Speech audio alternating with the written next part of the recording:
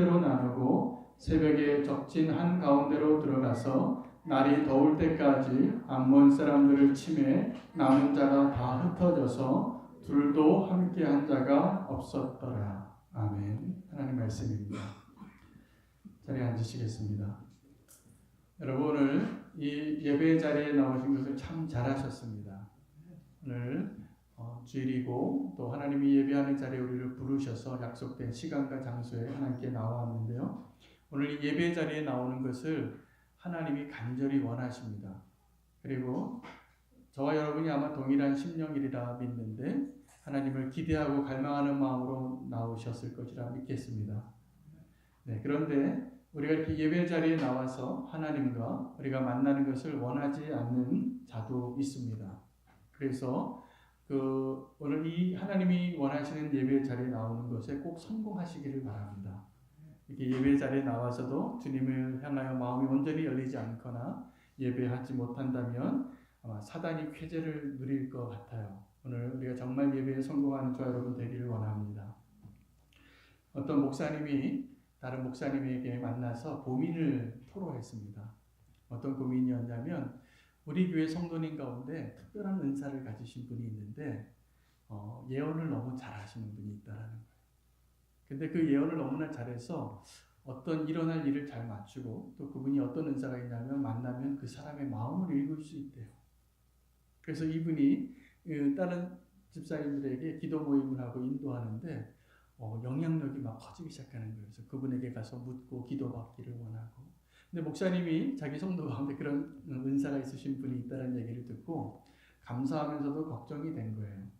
그래서 이분을 이제 상담을 해야 되겠다. 그래서 하나님 그런 은사를 주신 건 참 감사한데 집사님 그런 은사는 교회에 어지러움이 없도록 잘 사용하시는 게 좋겠다라는 권면을 드리려고 그 집사님을 불러서 만났답니다. 그런데 이 목사님이 떨리더래요. 혹시 집사님이 내 마음을 지금 다 읽고 있나? 이런 마음이 들었다는 얘기를 옆에 있는 목사님에게 하는 이야기를 들었습니다. 여러분, 만약에 여러분의 마음에 지금 어떤 생각을 하고 있고 어떤 마음이 드는지를 다 만약에 어떤 사람이 안다 그러면 그 사람과 함께 있고 싶으세요? 어떠세요? 네, 별로 그러고 싶지 않으실 것 같아요. 우리도 이 프라이버시가 있잖아요. 그죠? 우리의 생각이 나름대로 그렇게 있는데 그런 분에게 별로 나가고 싶지 않을 것 같다는 생각이 들었습니다. 그런데 여러분, 저와 여러분이 지금 요새 실천하고 있는 가운데 영성일기를 쓰는 게요. 어떤 거냐면 은사가 있어서 그런 게 아니라 은사 있는 앞에 선 것처럼 하나님 앞에 선 것처럼 우리의 마음과 우리의 생각과 우리의 삶을 다 드러내고 고백하기로 결단하고 쓰는 훈련을 하는 겁니다. 그래서 영성일기에다가 나의 삶을 드러내는 게 사실은 원하지 않아요. 그 누구도 원하지 않아요. 나만 알고 싶은 얘기가 있어요. 혹시 그런 거라면 모르겠습니다. 내가 좀 자랑할 얘기가 있으면 거기다 써서 좀 알리고 싶은 이야기가 있을 수도 있겠지만 대부분의 경우는 다른 사람에게 별로 알리고 싶지 않은 이야기들을 영성일기에 쓰자고 훈련하는 거예요. 왜냐하면 그 자리에 나아감으로 인해서 우리의 삶이 더 거룩해질 수 있기 때문입니다. 그리고 그 자리를 통해서 하나님께 내 삶을 투명하게 드러내고 사는 훈련이 되기 때문에 그렇습니다. 주님을 바라보고 그러한 훈련들을 하고 있는 가운데 있습니다. 지금 정도의 차가 많이 있지만 우리가 함께 그 길을 결단하면서 하나님이 원하시는 그 자리에 나아갈 수 있기를 축복합니다. 하나님을 만나는 사람들이 동일하게 경험하는 것이 있는데 그 자리에 나가면 내가 얼마나 부끄러운 자인가를 알게 됩니다.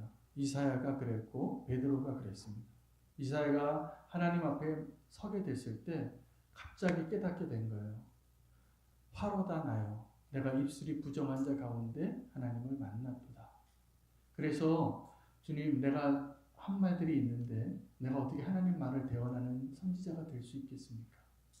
그래서 입술을 정결케 해달라고 기도해요. 그래서 하나님의 천사가 와서 숯불로 이사야의 입술을 정결케 해주고 그가 이제 선지자의 삶을 살게 되는 것입니다.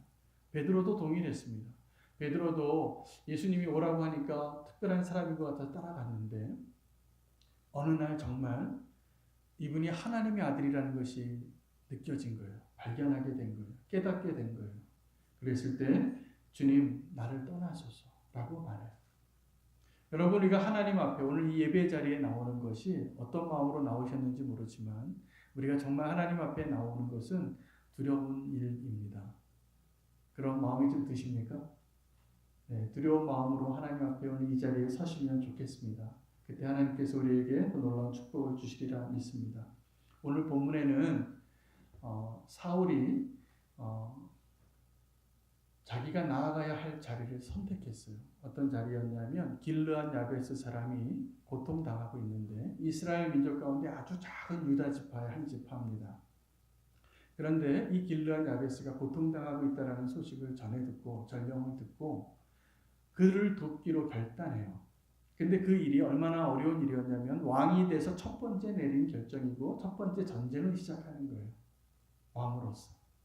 그런데 지금 나에게 어떤 피해가 온 게 아니라 좀 무시해도 될 만한 늘 그렇게 약한 민족으로 살아왔기 때문에 그런 일이 습관처럼 일어났던 나하스 왕이 그들의 눈을 빼지 않으면 내가 너희와 평화 조약을 하지 않겠다. 그 전에 이미 어떤 일이 있었냐면 7,000명을 제외하고 모든 길르앗 야베스 사람들의 눈을 이미 뽑았습니다. 뽑았는데 이제 내가 너희와 평화 조약을 하려고 하면 너희 남은 7,000명도 눈 뽑고 와야지 내가 이제 너희는 살려주겠다. 완전히 이런 갑질이 없는 거죠. 그런 모욕을 당하니까 일주일만 시간을 달라. 내가 도울 자를 이스라엘 사람들에게 구해보고 그래도 없으면 내가 당신에게 눈을 뽑히고 평화 조약을 하길 원합니다. 길르앗 야베스 장로들이 그렇게 결정하고 사실을 보낸 거였습니다. 자, 그런데 하나님의 영이 이 사울에게 임합니다. 분노하고 그리고 이스라엘 사람들이요 그 하나님의 영이 임하니까 한 사람처럼 나와서 33만 명이 모였다고 그렇게 나와 있어요. 첫 번째 왕이 아직 청년인데 왕이라는 제도가 어떻게 이루어지지도 않았을 때 그 사람들이 믿음으로 한 사람같이 나온 겁니다. 어떻게요? 이 야베스 사람을 도우려고.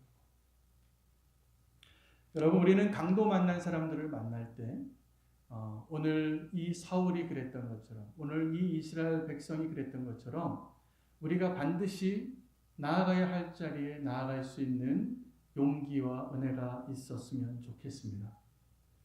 오늘 하나님 그 본문 가운데서 우리에게 분명한 메시지가 그겁니다. 우리가 나아가야 할 자리로 나아가게 하소서예요. 그것이 예배의 자리이기도 하고 강도 만난 자의 도움을 요청하는 그 사람의 목소리를 외면하지 않고 그를 도우러 나가는 것입니다. 믿음의 사람 가운데 여러분 아시는 것처럼 에스더가 그랬습니다. 에스더는 자기는 살 수 있었어요.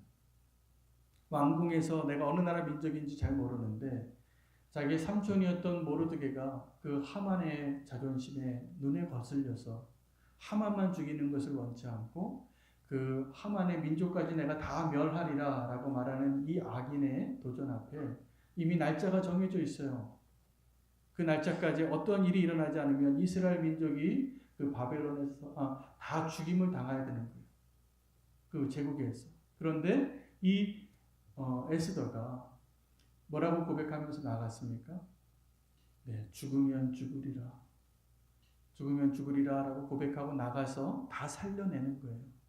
여러분, 우리가 성도로서의 사명이 있는데 죽으면 죽으리라 라고 결단하며 우리가 나아갈 때 놀라운 하나님의 구원의 역사가 일어나고 하나님의 놀라운 역사가 승리의 역사가 일어날 것이라고 믿습니다.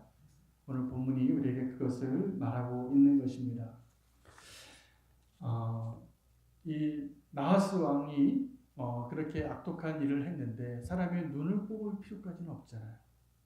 그죠? 차라리 전쟁을 해서 죽이거나 종을 삼으면 되는데 잔인한 행위를 하는 거죠. 그런데 이 길르앗 야베스 사람들이 그 고통을 당하는 그 일들을 보면 오늘 이 본문은 이 사무엘상은 사사기의 뒤에 기록되어진 역사이기 때문에 사사기와 연관되어진 내용이 참 많이 있습니다. 오늘 이 내용도 이 모든 상황이 사사기와 연관이 많이 있습니다. 사사기 1장에 보면 아도니 베색에서 유다와 시므온이 그 땅을 점령하러 가는데 어떻게 하냐면 그 아도니 베색이라는 왕의 엄지손가락과 엄지발가락을 잘라요. 그래서 여러분 엄지손가락이 없으면 어떻게 될까요? 네, 비참해지는 겁니다. 근데 아도니 베색이라는 왕이 어떻게 했냐면 사사기 1장에 그 70명의 왕을 자기가 사로잡아서 그 왕 70명의 왕의 손가락과 발가락을 잘랐던 사람이에요. 그리고 자기가 승리했는데 70명의 왕들을 자기 밥상 아래서 엄지손가락만 없으면 짐승같이 됩니다. 발가락이 없으면 일어서서 걷지를 못합니다. 그렇게 비참하게 만들어 놓고 자기는 상피고 그들이 왕들이 이렇게 개같이 있는 것을 즐겼던 사람이에요. 그래서 유다와 시므온이 그 땅을 점령했을 때 사사기 1장에 아도니 베색을 먼저 죽이기 전에 손가락을 잘랐어. 그리고 하나님이 예언하신 대로 성취되게 하는 거예요.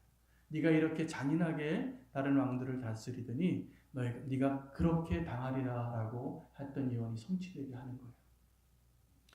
오늘 이 길르앗 야벳 사람들이 도움을 청하러 왔는데 동일한 일들을 사울이 했어요. 어떻게 동일한 일을 했냐면 사사기의 맨 마지막에 있었던 이야기와 연관이 있습니다. 오늘 이 길르앗 야벳과 사울의 관계를 우리가 좀 이해할 필요가 있습니다. 길르앗 야벳은 원래 이 베냐민 지파하고 연관이 많아요. 왜냐하면 사사기 맨 마지막에 어떤 레위인의 첩이 음행해서 아버지 집에 갔다가 그 레위인이 그 첩을 데리러 오는데 그 지역에서 불량배들을 만나서 동성애자들이 그 레위 사람을 꺼내놓으라고 합니다. 그런데 그 레위인의 첩의 아버지가 이 레위인을 꺼내주지 않고 자기 딸을 꺼내준 거예요. 그래서 능지처참을 당해 아주 비참하게 돼요. 있을 수 없는 일을 당하고 그 첩이 밤새 그 유린을 당하고 그 집에 와서 문간 손잡이를 잡고 죽어있는 것을 레위 사람이 보고 이 땅에 이런 일이 있을 수 있는가. 그래서 그 첩의 몸을 12가지로 잘라서 각 지파에 보냅니다. 그리고 이 땅에 이런 악이 있을 수 있는가. 일어나라. 그리고 그렇게 그 일을 행한 그 민족과 싸우자. 근데 그 민족이 베냐민 사람들이었어요. 그래서 베냐민 사람들과 나머지 지파가 싸웁니다. 누가 이겼냐면 처음에 베냐민 사람들이 이겨요. 베냐민 사람들이 왼손잡이들이 많았는데 쏘면 백발백중이에요. 그래서 1대 11로 싸우는데 1이 이겨요. 그런데 하나님께 부르짖고 도와서 하나님이 도와주셔서 이 베냐민에게 승리를 하는데 나머지 11지파가 뭐라고 하나님께 서원을 하냐면 우리 중에서 그 누구도 이 베냐민을 다 멸할 때 딸을 주지 않겠습니다. 그래서 안 줘요. 그래서 어떻게 되냐면 한 지파가 완전히 몰락하게 생겼어요. 원수를 갚다가 하나님 원수를 갚다가 그래서 고민이 된 거죠. 그래서 이 이스라엘 모든 지파가 총회를 여는데 그때 총회에 나오지 않았던 사람이 길르앗 야벳 사람. 그걸 빌미로 그 사람들의 여자를 데려다가 베냐민 사람들에게 줍니다. 그래서 사실은 길르앗 야벳 사람들은 피해자가 된 거잖아요. 누구에게요? 이 베냐민 사람들의 부인을 뺏기고 여자들 다 뺏긴 그런 역사가 사사기 마지막 장에 있었는데 얼마 안 돼서 사울 왕이 있는 거죠. 지금 그런 아픈 과거가 있는데 사울의 입장에서는 그 베냐민 야벳 사람들을 도와야 할 사명이 생깁니다. 그래서 이 길르앗 야벳 사람들은 원래 약자였는데 이 약자를 공격하려고 하는 이 나하스 왕의 악행에 대해서 참지 않았습니다. 그리고 하나님의 영이 임해요. 그래서 그 소식을 말을 타고 오던 마리아의 소를 이렇게 이끌고 오던 사울 왕이 자기가 한 결의의 소를 끌고 오다가 그 소를 그 자리에서 각을 뜹니다. 그리고 이전에 그 레위인의 첩에게 했던 것과 동일한 일을 해요. 그 소를 잘라서 12지파로 다 보내는 거예요. 뭐라고 얘기하냐면 너희가 오늘 사울과 사무엘을 따르지 않으면 너희의 소도 다 이렇게 만들리라.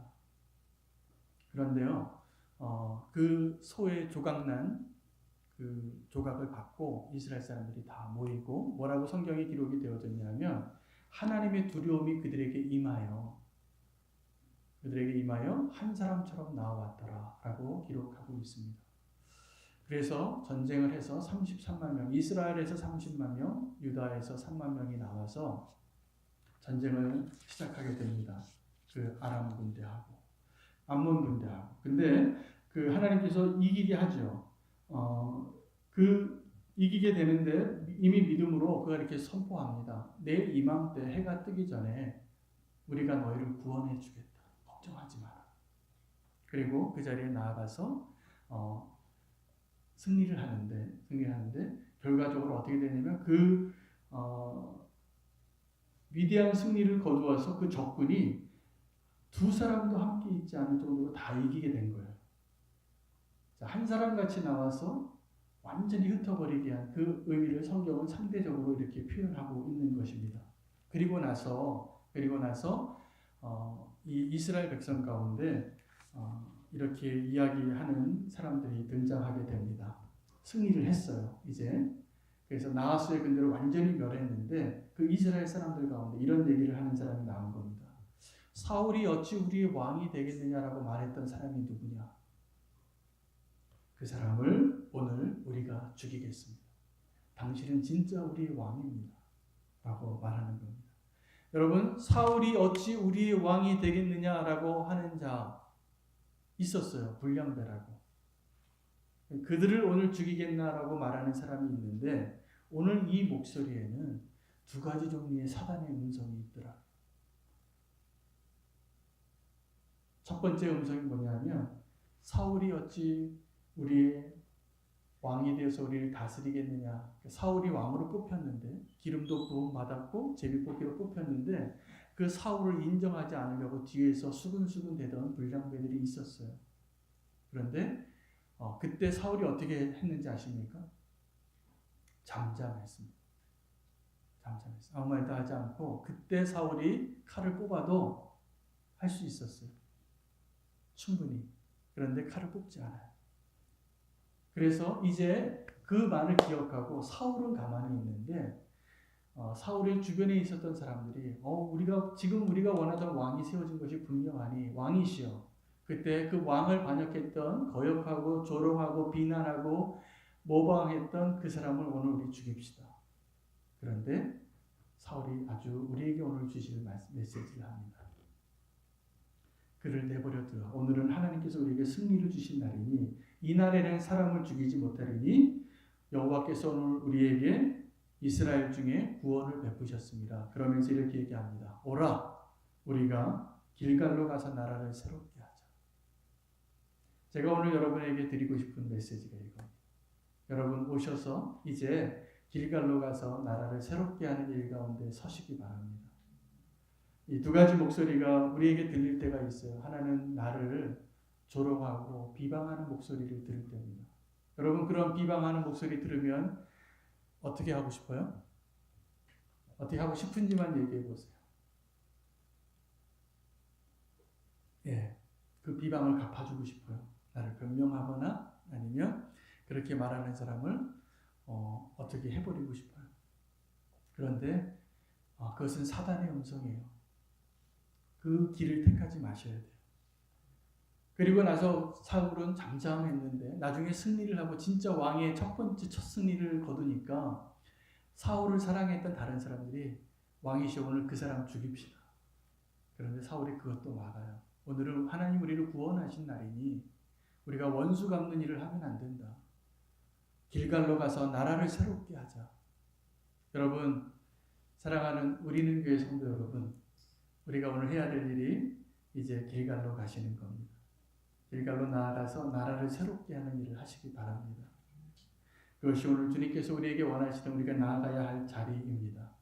여러분, 누군가를 비방하는 사람의 상징이 있는데 이스라엘 광야에 있을 때 모든 백성이 다 그랬지만 특별히 성경에서 비방하는 것에 찬스를 놓지 않고 비방이 무엇인가를 보여줬던 인물이 시므이라는 사람이에요. 시므이는 베냐민 지파의 사람인데 사울 왕이 패하고 다윗이 왕이 됐다가 다윗이 자기 아들이 반역해서 쫓겨나는 그날 다윗이 밤에 야간 도주를 하는데 산등성이를 쫓아가면서 다윗을 저주합니다. 야, 이 하나님의 저주를 받은 왕이었는데 그 왕을 이제는 돌을 던지면서 조롱하고 흙을 던져요. 저주가 임할지어다. 근데 다윗이 그때도 그 시므이 하나쯤은 얼마든지 죽일 수 있는 힘이 있었습니다. 주변에 용사가 있었고 얼마든지 죽일 수 있었는데 죽이지 않아요. 그리고 이런 말을 해요. 저로 하여금 나를 저주하게 내버려두라. 여러분, 누가 나를 비난하면 여러분 그러한 은혜가 있기를 바랍니다. 그냥 좀 저주를 받아도 괜찮아요. 내가 하나님 앞에 서 있다면. 누가 나를 좀 모함해도 괜찮아요. 누가 나를 좀 비난해도 괜찮아요. 아멘입니까? 왜냐하면 다윗이 하나님의 마음을 알았던 사람. 여러분, 우리가 그러한 것을 여러 번 경험하게 되는데 우리가 그런 비난 앞에 설 때 저 비난을 통해서 하나님이 나를 불쌍히 여길 것을 구하십시오. 그래서 누군가가 나를 비난할 때 우리는 다 동일하게 원수를 갚고 싶거나 아니면 나를 변명하고 싶을 때가 많습니다. 그런데 그렇게 하지 않아도 하나님이 다 아세요. 그 시므이가 살아있는데 곧 반전이 돼요. 압살롬이 죽고 그 반역의 짧은 그 나라가 끝나고 다시 왕궁에 돌아오게 될 때 그 기록에 보면 다윗이 돌아올 때 제일 먼저 나온 사람이 시므이예요. 시므이가 왕에게 수염을 안 깎고 옷을 그냥 다 그냥 거지같이 하고 앞에 죄를 뒤집어 쓰고 나와서 왕이시여, 내가 잘못했습니다. 나를 살려만 주세요. 다윗이 시므이를 죽였을까요? 안 죽였을까요? 네, 안 죽입니다. 그날. 나중에 죽이라고 얘기해요. 솔로몬에게. 시므이를 그냥 내버려 두지 마라. 그가 하나님의 기름 부은 자를 저주했다. 그래서 너가 지혜롭게 행하라 라고 유언하고 죽어요. 그래서 나중에 솔로몬이 시므이를 죽일 때 너는 이 예루살렘 성을 떠나지 말라고 하는데 한 3년 지나서 그가 그 약속을 어기고 떠났다가 그 이후로 죽임을 당합니다. 결국 하나님이 보복하시는 것이죠. 여러분, 우리가 비방을 당할 때 이 다윗과 시므이를 기억하시고 오늘 이 사울 왕이 어떻게 했는가를 기억하실 수 있으면 좋겠습니다. 또 하나는 우리가 복수하고 싶은 마음이에요. 복수하고 싶은 마음이 바로 그 압살롬의 가장 대표적인 사람입니다. 압살롬은 그 복수하지 않았으면 축복받은 사람이 되었을 거예요. 사랑받고 인정받고 누구에게 싫은 소리 한번 들은 적이 없었던 모범생이었어요. 아버지에게도. 그런데 그 사람이 왜 그렇게 비극적인 삶의 주인공이 되냐면 복수하다가 그렇게 돼요. 여러분, 우리가 나아가야 할 자리가 있는데 누가 나를 조롱할 때 반응하지 않는 것이고 내가 원수를 갚고 싶을 때 갚지 않는 것입니다. 자, 이제 오늘 이 본문 가운데 제가 여러 가지 묵상을 하다가 결론이 그렇구나. 하나님의 영이 이 사울에게 임하니까 사울이 그 연약한 한 민족을 지파를 도우려고 나아갔던 것처럼 그리고 그 이스라엘 백성이 하나님의 영이 임해서 두려워서 한 사람같이 다 나온 거예요. 그리고 위대한 승리를 거두고 나서 나아가지 않아야 할 자리는 나가지 않았더라. 그리고 나아가야 할 자리로 사울이 백성들에게 이렇게 얘기해요. 이제 우리가 길갈로 가자. 길갈로 가서 나라를 새롭게 하자. 여러분, 저는 우리는 교회가 길갈로 함께 올라갈 수 있으면 좋겠습니다. 길갈로 올라가서 나라를 새롭게 하는 놀라운 축복 가운데 저와 여러분의 시간이 쓰임 받기를 원합니다. 어떤 그 리더십 관련된 책을 쓰신 분이 이런 내용을 쓰신 내용이 있어요. 우리에게 만약에 남은 시간이 있으면 그 시간을 어디에 쓰는지 아십니까? 저와 여러분에게 남는 시간이 있어요. 그러면 시간이 어디로 흘러가는지 아세요? 우리의 약점이 있는 데로 흘러가요. 가장 취약한 데로. 그런데 교회도 그렇습니다. 교회에 어떤 어려움이 있으면 어디로 그 교회가 그 아픔이 어떻게 또 문제가 어떻게 흘러가게 되냐면 우리의 약점이 있는 대로 흘러가는 거예요. 그래서 여러분 우리는 다 완전하지 않습니다. 우리는 교회도 다 완전하지 않습니다. 그런데 우리가 오늘 결단해서 길갈로 올라갈 수 있기를 바랍니다. 그래서 좌로나 우로나 치우치지 않고 하나님이 원하시는 그 땅으로 함께 나아가는 것이 하나님의 축복의 은혜를 경험하는 것이라 믿습니다. 우리 성도가 저는 지난 한 주간 우리는 교회를 어떻게 세우는 것이 하나님이 기뻐하는 것일까 고민이 많았어요. 그리고 회개도 많이 하고 그리고 하나님 앞에 기도하면서 오늘 이 말씀대로 필요한 게 무엇이냐면 우리가 십자가의 자리에 나아갈 수 있는 성도가 되기를 축복합니다. 근데 우리가 그 십자가의 자리에 나아가려면 주님이 우리 안에 먼저 오셔야 되겠더라고요. 주님이 우리 안에 오늘 이 자리에 우리에게 오시면 우리가 그 십자가의 자리에 나가는 것이 어렵지 않을 것입니다. 그리고 주님과 함께 그 십자가의 자리에 나아가는 것을 기뻐하며 누리고 그 자리에서 오늘 사울과 함께 했던 이스라엘 백성들이 고백했던 그 고백처럼 한 사람같이 나와서 그 길르앗 아벨 사람들을 돕고 하나님이 기뻐하는 새 나라를 시작하는 오늘 이 본문은 정말 진정한 나라가 시작하는 첫 걸음이에요. 그 일을 이루는 것을 보았습니다. 여러분 그래서 우리가 딴 데로 가지 않았으면 좋겠고 그 십자가의 자리로 나아가서 하나님의 나라를 새롭게 하는 일을 우리는 교회가 함께 누리기를 원합니다. 우리는 교회가 또 하나 꼭 이루어야 할 사명이 있는데 그래서 여러분 저는 이제 우리는 교회 목사잖아요 제가. 근데 제가 소망이 기도 제목이 뭐냐면 우리 성도님들이 다 건강하게 믿음의 사람으로 세워지고 십자가의 자리에 나갈 수 있는 성도님들로 세워지는 것이 하나님의 성전을 세우는 것이다. 근데 그 하나님의 성전을 세우는 일 가운데에는 여러 가지 일들을 우리가 경험하게 하실 것 같아요. 그 모든 과정들을 통해서 우리가 승리하는 것, 십자가로 승리하는 것, 사랑을 놓지 않는 것, 약한 자를 돕는 것, 그리고 다 품어내는 것, 온전한 교회를 다시 회복시켜주는 것, 그 일에 마음을 쏟으십시오. 그것이 길갈로 가는 것입니다. 그것이 이제 새 나라를 시작하는 우리의 발걸음 가운데 오늘 주님 우리에게 주시는 메시지라는 확신이 있습니다. 그리고 우리는 교회가 꼭 해야 될 일이 있다면 선교적인 교회가 되어야 하겠습니다. 이 선교적인 교회가 되는 것은 다른 것이 아니라 우리가 내 안에 예수 그리스도가 계심을 드러낼 수 있는 증인의 자리에 서는 것입니다. 여러분 이 성전에서뿐만이 아니라 어느 곳에서든지 내 안에 그리스도가 계심을 드러낼 수 있는 자리로 나아가십시오. 내 안에 그리스도가 있으려면 내가 너무 크면 안 돼요. 제가 며칠 전 이제 칼럼에 그런 글을 썼는데 큰 교회를 세우자고 내가 이렇게 썼습니다. 여러분 우리는 교회는 지금 너무 작아요. 그죠?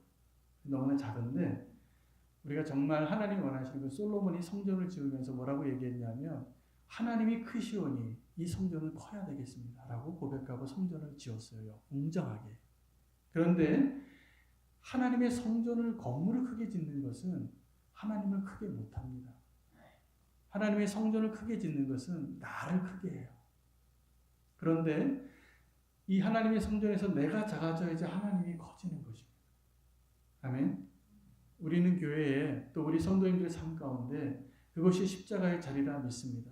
여러분 우리 각자의 자리가 있는데 그 자리에서 꼭 십자가의 자리를 지나가고 십자가의 자리로 향하고 십자가에서 출발하시고 십자가로 돌아오시기를 부탁드립니다. 그러면 하나님께서 우리는 교회를 하나님의 영광이 떠나지 않는 교회로 끝까지 지키시리라 믿습니다. 그것이 우리의 길갈이 되기를 축복합니다. 기도하겠습니다. 하나님 오늘 우리에게 주신 말씀 우리가 나아가야 할 자리를 온전히 붙잡고 나아가길 원합니다.